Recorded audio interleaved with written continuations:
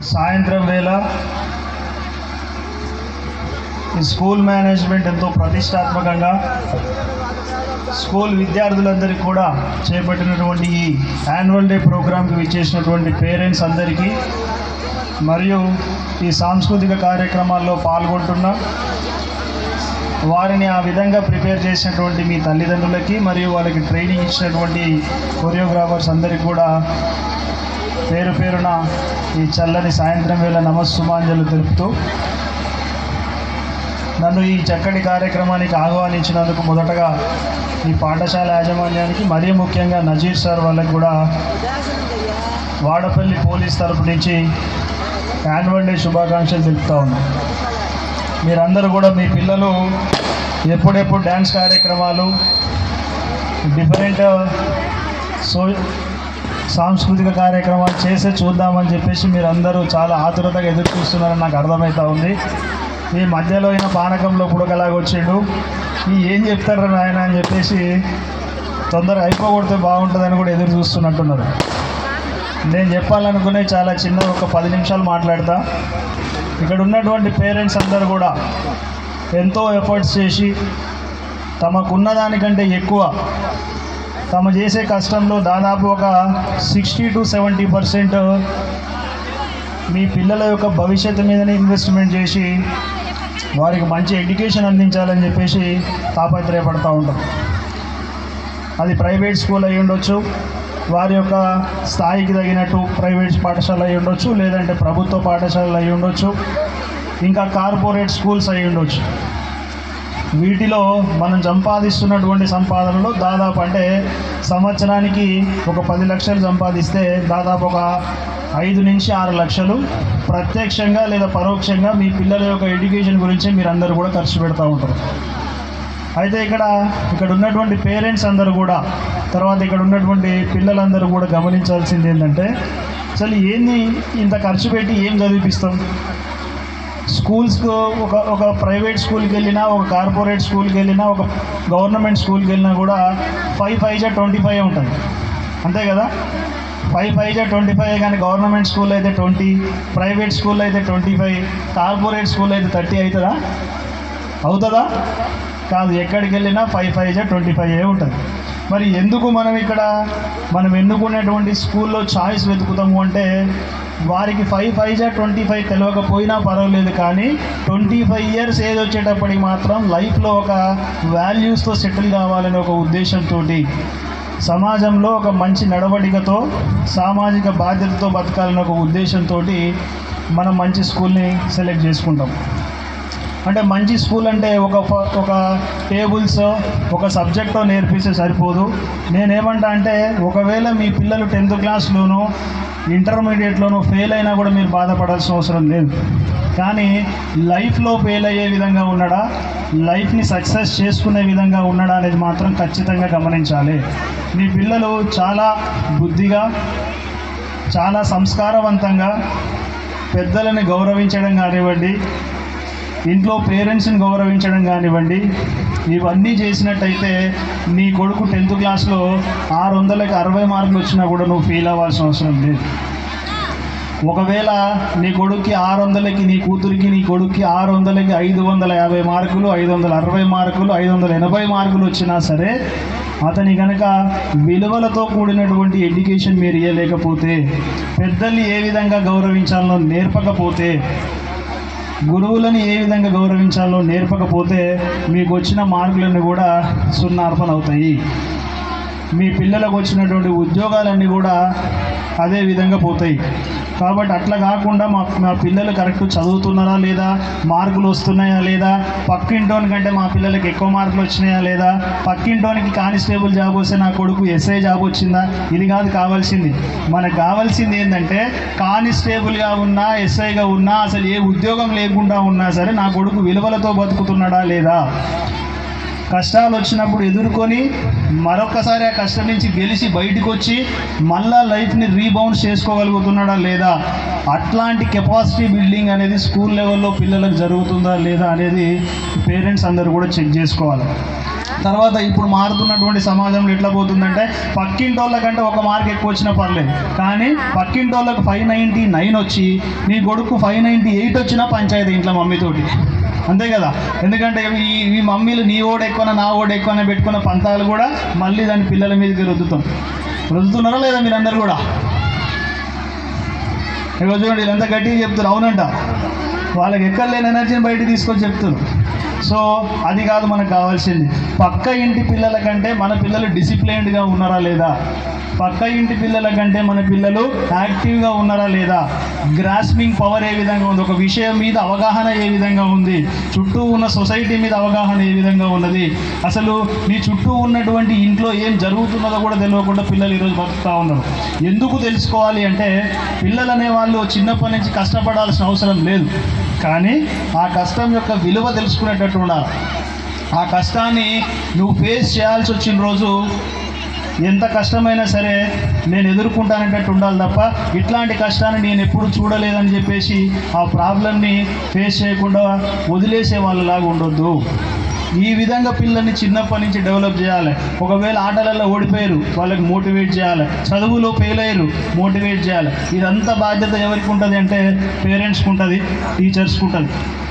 ప్రస్తుతం మారిన దృష్ట్యా పొరపాటున మీ నజీర్ సార్ కనుక ఏదో ఒక రోజు పొద్దున్నే ఆయమ్మ రాలేదనుకోండి, స్కూల్లో స్వీపర్ ఆయమ్మ రాలేదు, క్లాస్ రూమ్ ఊడ్చలేదు, అరే చిన్నగా మీరే ఊడ్చేసి తీసుకోండి అంటే ఊడుస్తారు పిల్లలు పాపం, ఎందుకు సార్ చెప్పిండు కాబట్టి సార్ మీద గౌరవంతో తోడుస్తారు. పొరపాటున దాన్ని స్కూల్లో పనిచేసే ఎవరో ఒకరో, బయట నుంచి ఎవరో ఒకరో, నజీర్ సార్ అంటే నచ్చని స్కూల్ టీచరో ఎవరో ఒకరు ఒక వీడియో తీసి బయటికి పంపించగానే పిల్లల దగ్గర శ్రమ దోపిడీ అనే ఒక ట్యాగ్ లైన్ తోటి వాట్సాప్ గ్రూపులలో టీవీలలో వస్తుందా రాదా? వస్తుంది. అప్పుడు పేరెంట్ ఏం చేస్తాడు, వాళ్ళ నాయన నేను నీకు లక్షలు తగలేసి నేను చదివిపిస్తుంటే నా కొడుకుని స్కూల్ ఉడిపిస్తావా అని పంచాయతీకి వస్తాడా రాడా? ఎందుకు? ₹1,00,000 నేను ఫీజు కడుతున్నా, నేను పంపించేది నీకు స్కూల్ చూడిపించడానిక నా కొడుకుని పంపించేది అని చెప్పేసి పంచాయతీకి వస్తాడు. వచ్చిన వాళ్ళు కూడా ఉంటుంటారు ఇక్కడ, ఈ స్కూల్లో కాకపోతే ఏదో ఒక స్కూల్లో ఏదో ఒక సందర్భంలో అట్లా స్కూల్ మేనేజ్మెంట్తో ఆర్గ్యుమెంట్ చేసిన వాళ్ళు కూడా ఉంటారు.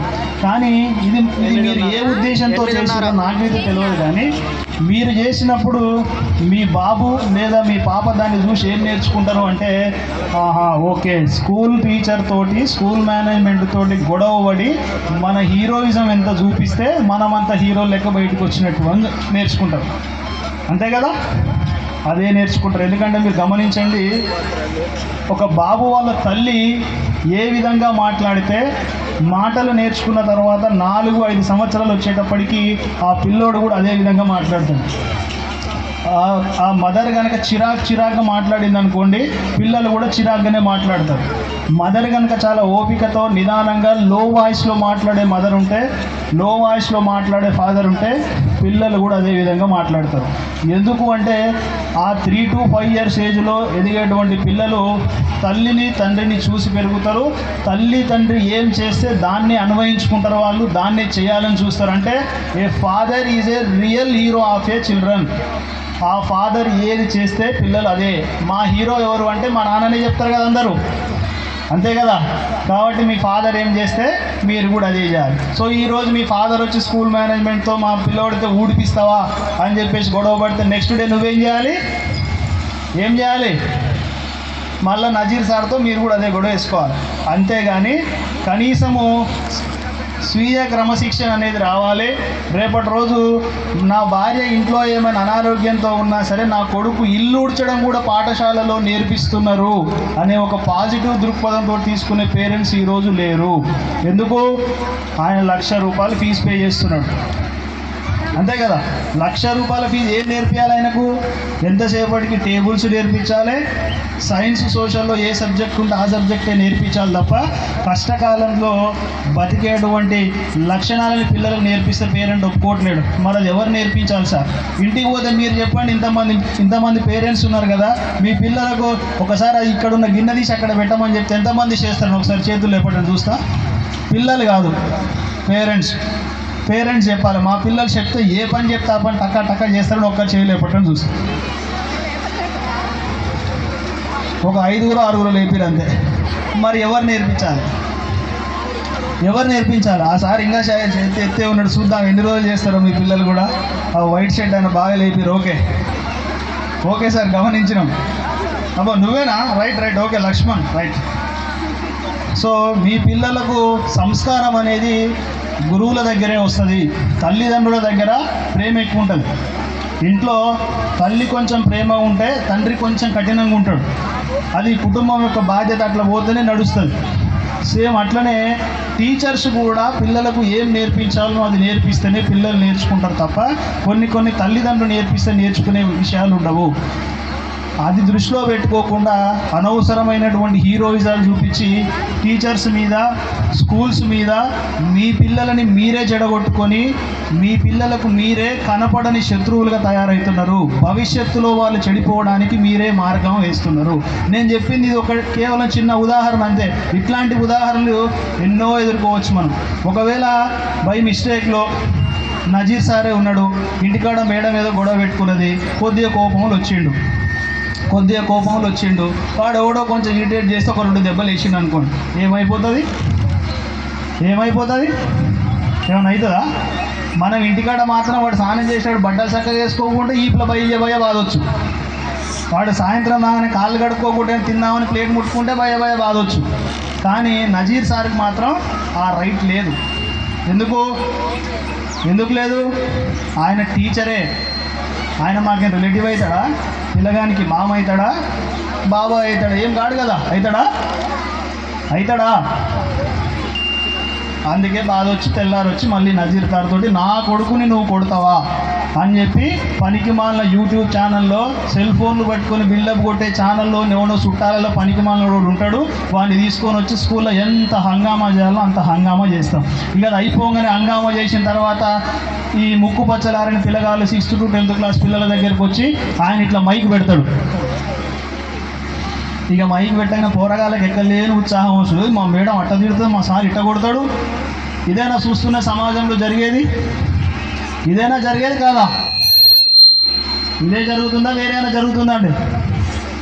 ఎవరు ఇన్వాల్వ్ అవుతలేరు ఎక్కడ ఉన్నో నేను చెప్పేది. నేను లక్ష్మణ్ అదే జరుగుతుందా? మీకు ఒక విషయం చెప్తా. ఫర్ ఎగ్జాంపుల్, నేను ఎస్ఐగా పనిచేసినప్పుడు నా దగ్గర ఒక కానిస్టేబుల్ పనిచేసిండు అనుకోండి. ఆ కానిస్టేబుల్ మళ్ళీ నెక్స్ట్ వచ్చే రిక్రూట్మెంట్లో గ్రూప్ 1లో డిఎస్పీ అయ్యిండు అనుకోండి. నేను ఎట్లా ఫీల్ అవుతా? జెలస్ ఫీల్ అవుతా కదా. నా కింద పనిచేసినోడు, నా దగ్గర ఉద్యోగం నేర్చుకున్నాడు, నాకంటే కింద ఉన్నోడు నా దగ్గర నేర్చుకొని సబ్జెక్ట్ నేర్చుకొని నాకంటే పై అధికారి పైకి పోయినప్పుడు ఖచ్చితంగా జెలస్ ఫీల్ అవుతా. అంతేనా కదా? ఒకవేళ ఒక డాక్టర్ దగ్గర ఒక కాంపౌండర్గా పనిచేసినటువంటి ఒక వ్యక్తి ఆ డాక్టర్ కంటే పెద్ద హాస్పిటల్ పెట్టిండు అనుకోండి, ఆయన ఎట్లా ఫీల్ అవుతాడు? ఆయన కూడా జెలస్ ఫీల్ అయ్యి నేడ దొరికితే తొక్కాలని ఎదురు చూస్తూ ఉంటాడు. అంతే కదా? మీ ఇంట్లో మీ చుట్టాలలో ఎవరైనా ఒక అబ్బాయి ఒక ఎస్ఐ అయ్యి వచ్చిండు అనుకోండి, ఏం చెప్తారే? నా అల్లుడు, మా అన్న కొడుకు పలానా కాడ ఎస్ఐగా పనిచేస్తున్నాడు, ఆడపిల్ల ఎస్ఐ మా అన్న కొడుకే, మా బామ్మారి కొడుకే, ఇది చెప్తారు. కానీ ఎస్ఐ అయితే కూడా నా మార్గమే 10,000 సాయం చేయమంటే ఇప్పుడు ఏడున్నాయి, ఇదే ముచ్చట చెప్తారు. అంతే కదా? కానీ ఒక టీచర్ ఒక ప్రైవేట్ స్కూల్ నడుపుతూ అందినంతలో ఇక్కడ దామరచర్ల ప్రజానికానికి ఎక్కడ స్కూల్ నడిపితే అక్కడ అవకాశం ఉన్నంత వరకు ఫీజులు తీసుకొని స్కూల్ నడిపి ఎంతో కొంత తన యొక్క పర్సనల్ లైఫ్ మొత్తాన్ని ఈ స్కూల్ మీదనే ఇన్వెస్ట్మెంట్ చేసి ఇదే స్కూల్ నుంచి 10,000కు 15,000కు కూడా ఫీజులకు పంచాయతీ పెట్టుకున్న పేరెంట్స్ ఉన్నప్పటికీ కూడా పిల్లలకు మంచి ఎడ్యుకేషన్ ఇచ్చి క్రమశిక్షణ ఇచ్చి రేపటి రోజు ఇదే స్కూల్ నుంచి ఒక స్టూడెంట్ ఒక ఐఏఎస్ ఆఫీసరో ఒక ఐపీఎస్ ఆఫీసరో అయితే వాడు నా స్టూడెంట్ అని చెప్పి గర్వంగా చెప్పుకునేటువంటి ధైర్యం ఒక టీచర్కి మాత్రమే ఉంటుంది తప్ప నేను టీచర్గానే చేస్తున్న నా కింద నేర్చుకున్న స్టూడెంట్ ఒక ఐఏఎస్ ఆఫీసర్ అయినా ఎప్పుడు కూడా ఏ టీచర్ కూడా జెలస్ ఫీల్ కాడు. అది టీచర్ ప్రొఫెషన్లో ఉన్నటువంటి గ్రేట్నెస్. అది ఈ గ్రేట్నెస్ని పిల్లలకు చెప్పాల్సింది మీరు. కొట్టినా సరే నజీర్ సార్ మన స్కూల్ మన ఇంటి మనిషి ఆయన నీ బాగు కోసం కొడతాడని చెప్పాలి తప్ప పిల్లలకు లేనిపోని హీరోయిజాలు నేర్పించొద్దు. నేను చెప్పినట్టు ఏ ప్రొఫెషన్లోనైనా ఎవరైనా సరే తమ కంటే కిందున్న వాళ్ళు పై స్థాయికి పోయినప్పుడు నా వాడు అని గర్వంగా చెప్పుకునే ధైర్యం ఎవరికి ఉండదు. ఒక టీచర్ ప్రొఫెషన్లో మాత్రమే ఉంటుంది. ఒక టీచర్ మాత్రమే దాన్ని ఎంజాయ్ చేయగలుగుతాడు. నేను చదువుకునేటప్పుడు చిన్నప్పటి నుంచి కూడా రెసిడెన్షియల్ స్కూల్, గవర్నమెంట్ స్కూల్ చదువుకొని వచ్చిన. ఈ రోజుకి కూడా నేను ఎప్పుడో 2009లో 10వ తరగతి పూర్తి చేసుకొని వచ్చిన నేను. కానీ ఇప్పటికీ కూడా ప్రతి 10th క్లాస్ స్టూడెంట్కి కూడా నేను చదువుకొని వచ్చినటువంటి రెసిడెన్షియల్ స్కూల్లో నన్ను ఒక ఆదర్శంగా చూపిస్తారు. ఎందుకు చూపిస్తారు అంటే నాకు చెప్పినటువంటి టీచర్స్కి ఉండేటువంటి ఆ గ్రేట్నెస్, ఆ గర్వం, నా స్టూడెంట్ అని చెప్పుకునే గర్వం చూసినప్పుడు అనిపిస్తుంది అనమాట. అచ్చా, టీచర్ అనేటోడు మనం ప్రయోజకులం అయితే మన తల్లిదండ్రి ఆర్థికంగా అన్ని విధాలుగా సమాజంలో గౌరవం పొందుతుంటారు. కానీ టీచర్కు ఏ గౌరవం లేకపోయినప్పటికీ మహా అయితే సెప్టెంబర్ 5కు నువ్వు ఇచ్చే ఒక షీల్డ్, లేకపోతే ఉత్తమ ఉపాధ్యాయుడు అని ఒక అవార్డు. కానీ ఆయన దగ్గర చదువుకున్నటువంటి పిల్లలు మంచి స్థాయిలో వచ్చినప్పుడు, ఫలానోడు నా స్టూడెంట్ అని చెప్పుకున్నప్పుడు ఆయన ముఖంలో వచ్చే గర్వాన్ని నేను చాలా ప్రత్యక్షంగా చూసిన. మాకు ఒక అతను ఉంటుండే, నాయక్ సార్, సోమాని నాయక్ అని చెప్పేసి ఇంగ్లీష్ చెప్తా ఉండే. ఇప్పటికీ కూడా ప్రతి స్టూడెంట్ కూడా నన్ను ఒక ఉదాహరణగా చెప్తాడు. ఆయన ఎందుకు చెప్తాడంటే, ఒక హమాలి పని చేసుకునేటువంటి, రైస్ మిల్లుల్లో సిమెంట్ షాపుల దగ్గర హమాలి పని చేసుకున్నటువంటి ఒక అగ్రకులానికి చెందిన రామరెడ్డి అనే కొడుకు 2009లో ఇప్పుడు 10వ తరగతి పూర్తి చేసుకొని పోయి ఓపెన్ కోటాలో ఫస్ట్ అటెంప్ట్లో ఎస్ఐ జాబ్ కొట్టి మన స్కూల్ పేరు నిలబెట్టి వాళ్ళ తల్లిదండ్రులకు ఒక గౌరవాన్ని తెచ్చిండు. మీరందరూ కూడా ఆయనలాగా చదువుకొని అట్లాంటి ఉద్యోగాలు తెచ్చుకోవాలని చెప్పేసి ఆయన గర్వంగా చెప్తున్నప్పుడు నాకు అనిపించింది, టీచర్ ప్రొఫెషన్లో కదా ఇది ఉండేది, ఇంకే ప్రొఫెషన్లో ఉంటుందా? ఎక్కడ ఉండదు. నాతో కలిసి చదువుకున్నాడు ఒకవేళ నేను జాబ్ వస్తే నాకంటే ఎక్కువ మంట ఫీల్ అవుతాడు, అంతే కదా.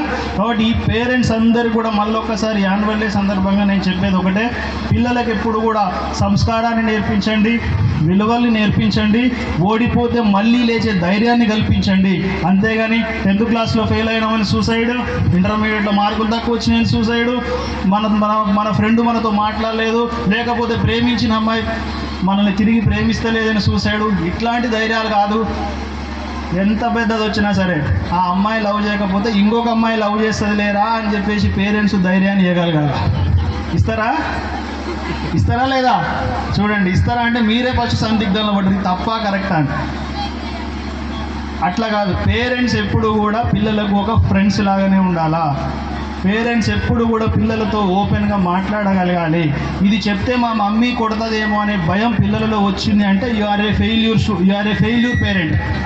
ఏదైనా సరే తప్పు చేసినా ఏం చేసినా నీ పిల్లలు నీ దగ్గరకు వచ్చి చెప్పుకునే ధైర్యాన్ని నువ్వు కల్పించిన రోజు నువ్వు ఒక సక్సెస్ఫుల్ పేరెంట్ అవుతావు.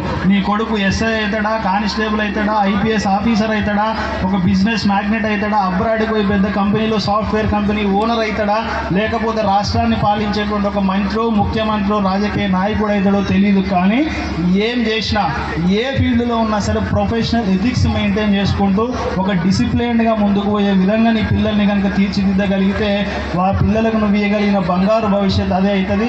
కాబట్టి ఇక్కడ ఉన్నటువంటి పిల్లలందరూ కూడా అయిపోయింది, వైండ్ అప్ చేస్తున్నా. ఇక్కడ ఉన్నటువంటి పిల్లలందరూ కూడా ఎంతో ఎనర్జెటిక్గా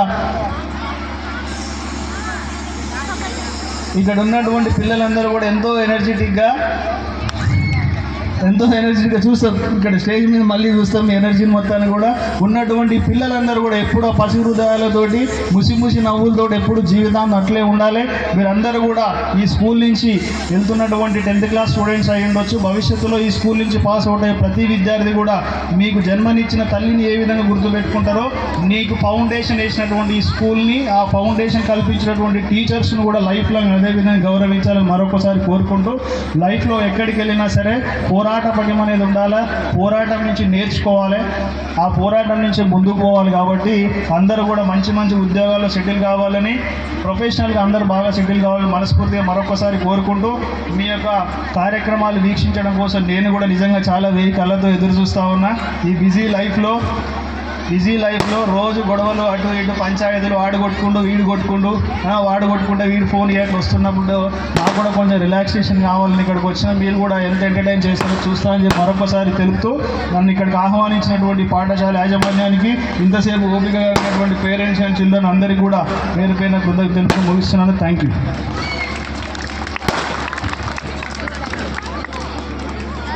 song download di Pantalagan. Thank you so much sir. కొంచెం లేట్గా వచ్చినా కానీ ఈ జెన్జెడ్ పిల్లలకి కొంచెం స్మార్ట్ ఫోన్ యూజ్ చేసే పేరెంట్స్కి కూడా స్మార్ట్గా ఎలా అర్థమైతే చెప్పాలో అలా అర్థమయ్యేలాగా చెప్పారనుకుంటాను. సో అందరూ పిల్లలతో కొంచెం ఫ్రెండ్లీగా ఇంటి నుండే క్రమశిక్షణ కొంచెం మొదలైతే సో స్కూల్లో కూడా ఆ క్రమశిక్షణకి తగ్గట్టు శిక్షణ ఇచ్చేసి వాళ్ళ టాలెంట్స్ని బయటకు తీసుకొస్తాం.